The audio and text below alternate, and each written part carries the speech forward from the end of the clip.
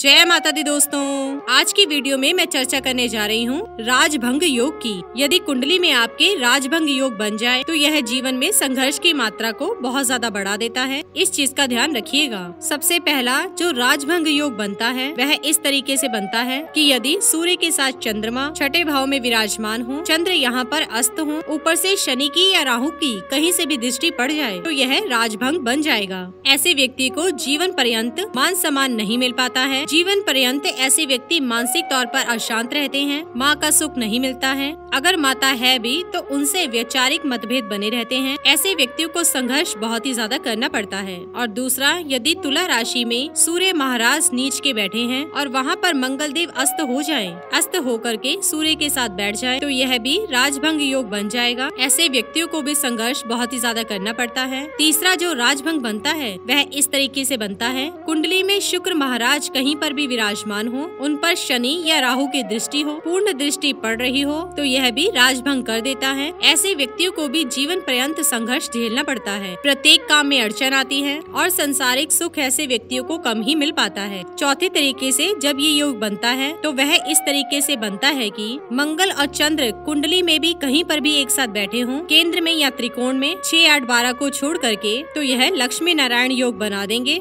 लेकिन इन पर कहीं से भी राहु की या शनि की दृष्टि पड़ जाए। बलवान ग्रह होने चाहिए शनि और राहु। बलवान का अर्थ है इनकी डिग्री 10 से 20 की होनी चाहिए। इस बीच यदि किसी भी ग्रह की डिग्री होती है तो मंगल और चंद्र पर बलवान शनि की या बली राहु की दृष्टि यदि पड़ रही है, वहाँ पर भी राजभंग योग बन जाएगा। ऐसे व्यक्तियों को भी जीवन भर संघर्ष करना पड़ता है और जितनी मेहनत ये करते हैं उसके अनुरूप इनको फल की प्राप्ति नहीं हो पाती। इसके अलावा जो राजभंग योग बनता है वो इस तरीके से बनता है, कुंडली में केंद्र में या त्रिकोण में गुरु बैठे हों और ऊपर से राहु के साथ युति हो या शनि और राहु की दृष्टि गुरुदेव पर पड़ जाए तो यहाँ पर भी राजभंग योग बन जाएगा। ऐसे व्यक्तियों को भी जीवन भर संघर्ष करना पड़ता है। तो दोस्तों, ये 5 तरीके आपने जाने। अब आप ये भी जान लीजिए राजभंग योग यदि आपकी कुंडली में बना हुआ है तो इसका दुष्प्रभाव कैसे कम किया जा सकता है। तो यदि कुंडली में आपका कोई शुभ योग बना है, जैसे मंगल चंद्र की युति है या गुरु हंस नाम का राजयोग बनाकर बैठे हैं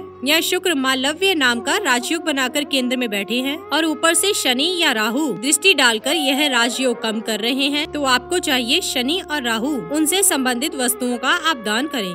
गुरु या शुक्र जो भी राजयोग कुंडली में बना रहा है उस चीज को आप मजबूत करें। मजबूत आप कैसे करेंगे? आप गुरु के मंत्रों का जप कर सकते हैं, ओम गुरुए नमः। शुक्र के मंत्रों का जप कर सकते हैं, ओम शुक्राय नमः। मंगल चंद्र को मजबूत कर सकते हैं, चंद्र के लिए और मंगल के लिए भगवान शिव की आराधना कर सकते हैं। लेकिन शनि और राहु जो अलगाववादी ग्रह हैं, इनका आपको दान करना है, इनका जप नहीं करना है। इस चीज की सावधानी रखिएगा। तो शनि और राहु का दान ये होता है कि आप शनिवार के दिन अपने ऊपर से एंटी क्लॉकवाइज सरसों का तेल उतारें और शनि महाराज के चरणों में चढ़ा दें और वहाँ जाकर 4 मुखी दीपक जला आएं। बस वहाँ पर खड़े होकर आपको जप नहीं करना है। कम से कम नीले और काले रंग के कपड़े पहने तो आपको धीरे धीरे लाभ होना शुरू हो जाएगा। इसी के साथ ही दोस्तों, अगर आपको ये वीडियो पसंद आया हो तो इसे आप लाइक कीजिए, अपने दोस्तों और रिश्तेदारों के साथ शेयर कीजिए और सब्सक्राइब कीजिए। साथ ही साथ बेल आइकन को प्रेस करें ताकि नया नोटिफिकेशन आप तक सबसे पहले पहुँच सके। धन्यवाद दोस्तों।